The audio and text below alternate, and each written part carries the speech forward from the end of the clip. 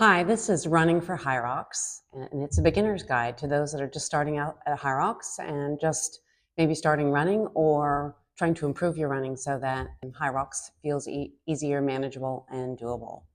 So this is the place to start in my series of videos on Hyrox. Before we talk about any of the station, of course, we have to talk about running because you run before every station. And actually, you start Hyrox with a run, and you need to manage your pace when you do that first run. I'm a Hyrox athlete. I train and I compete, and I've been doing that for the past year, and I thoroughly enjoy it. I'm not a coach, but this is based on what's actually helped me as a beginner in Hyrox and what I got wrong early on, and my thinking about Hyrox and what I needed to do to get stronger and fitter has definitely evolved over time. In Hyrox, running isn't a separate event. It's what connects everything else in the race, including the rock zone, which is where you go into when you enter each of the stations. So you're never really running fresh. You're always running tired with fatigue in your legs and in your body, because you might be running after the sled pull or push, or you will be, after rowing, after lunges, after burpees. You're always running. And so running really is the foundation of Hyrox fitness and being able to manage your fatigue, focus on managing your fatigue. Running really tests your aerobic fitness overall and your ability to manage fatigue, not at your top speed, but for a long period of time, from an hour and 20 minutes to 2 hours and 20 minutes, depending on how long it takes you to do the race. So my top tips for Hyrox running and those that are beginning running is building your aerobic fitness and not worrying about running too fast too soon or fast at all at the beginning. What you want to do is build your aerobic base. If every run feels totally uncomfortable and like a struggle, then progress will stall. You need to slow down and make each run have a specific purpose when you're running. An easy conversational run helps you build your aerobic base. This is called zone 2. Or it's commonly referred to as zone 2. Sometimes people on their Garmin's or smartwatches have like blue zone or green zone, but zone 2. And what does that mean? People throw that term around all the time. And zone 2, easiest way to calculate it for you is take 180, start with 180, and subtract your age. And then you arrive at the top number for your zone 2 aerobic training for running. So for me, I'm 55. 180, take away 55 is 125. So the max heart rate, or the heart rate that I try to stay under when I'm running and doing a zone 2 run, is 125. That's pretty low. Like, I have to run slow. And it's a little ego crushing and soul destroying. And sometimes I even need to do a little walk so that I can bring my heart rate back down. So you need to go out and try that and practice it. If you don't wear a heart rate monitor, that's okay. It should really feel easy, like you can talk and you could run faster. Like, that's the point. You could run faster, but you don't want to. But if you do the calculation and your heart rate, if you're younger than me and say it's 130 or 135 or 140, and you go for a run and you can't quite get your heart rate under 140, it just means your aerobic pace isn't quite there yet. And it really means you need to slow down. And it is a bit of an ego hit to kind of go, oh my God, I need to run slower. But you do, run slow. And this would be a run that you would incorporate probably once a week or twice a week, even at the very beginning. Start with, if you're very new to running, 20 minutes, maybe then do 30 minutes and then work up to 40 minutes. But zone 2 is really critical for building your aerobic base. And it helps you understand your gears and how much speed you actually have and where you can go. So zone 2 running, very important as you're working on your aerobic base fitness. You also need to, tip 2 is learn to run on tired legs. Hyrox doesn't test fresh running. You don't start at the start line and run a 5K and end. You run, you navigate the rock zone, you get onto a station, you leave that station, and then you have to go out and run again. So each time you run, you're gathering more and more fatigue. Aerobic fitness in running helps you out not only for each individual 1K run, but across the whole race, because your aerobic fitness, as you build that up, it helps you maintain your ability to keep moving even when you're fatigued.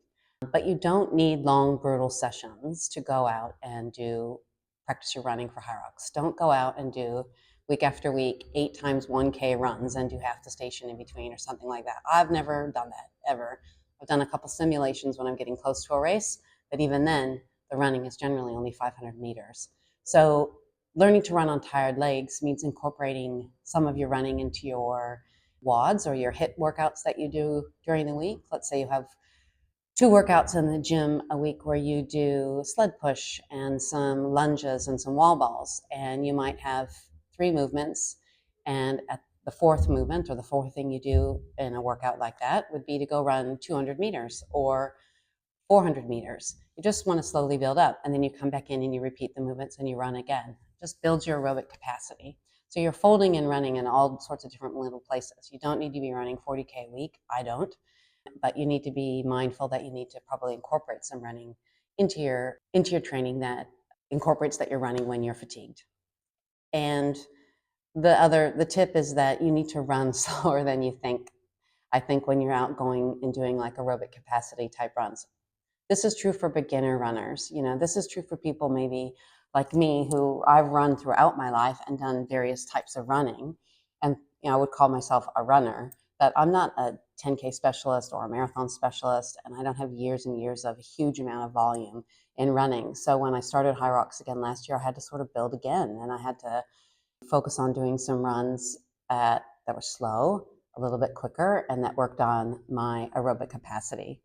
So running slower is good, and it doesn't mean you're not fit. It means you're doing the right thing to prevent injury, build your aerobic base, and build stamina for a Hyrox race. So what's also useful to know is that you're going to be focusing on some strength work when you're training for Hyrox, and that strength work will help support you and make your legs and your tissues and your tendons and your ligaments and everything else more robust when you're running.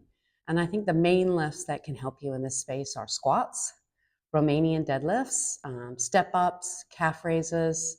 Core strength is really important for the entire Hyrox race, and also for running to help you keep stability when you're running.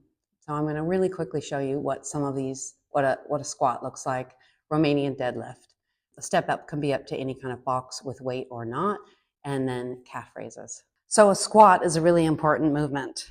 You use it a lot in all various different kinds of Hyrox movements, wall balls, lunges, sled push, the rowing machine. Like, squats are kind of essential, and they do require some mobility, and they require good technique. So a squat can be done with lots of different things in lots of different ways. Feet shoulder width apart, and you want to keep your chest up, shoulders back, and squat down. And your crease here in your hips needs to come below your knees to really get full range of motion, but also in practice for wall balls. That's a no rep in Hyrox if you don't get full depth. So just starting out, you can do body weight squats. You can keep your hands out. You can put them on your waist. But the biggest thing you want to be doing is keeping your chest up if you can. And you may need to work on your mobility and stretching in your ankles or your knees. And you want your knees to track out over your toes. That's a squat. And it's a great position to get really comfortable in. It helps with your overall mobility. And you can do squats with lots of different things as well. So you can do squats. This is called a goblet squat, where you use a kettlebell. Start out with any weight that suits you. Hold it upside down like a goblet and squat. This has kind of more emphasis on your quads because the weight's out in front of you. And so that's a goblet squat. And again, you want your knees out. When you go down and it gets heavy, push your knees out in a squat. You can also squat with dumbbells. You can put them on your shoulders. It gets a bit hard to squat with them down here. But anyway, keep them on your shoulders and squat. Again, you want your knees to stay out and your chest up. And then if you're already lifting, you're not new to doing strength workouts, you also can squat, of course, from a rig with a barbell. And you can do front rack, and this is a front squat. Or if you take it from the rig, you do a back squat. And I'm breathing heavy, so there you go.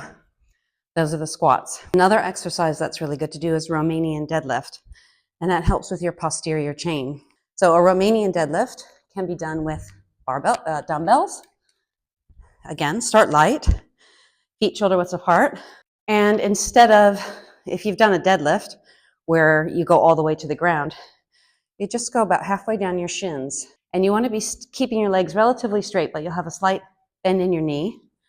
And you stick your bum out. And that is a Romanian deadlift.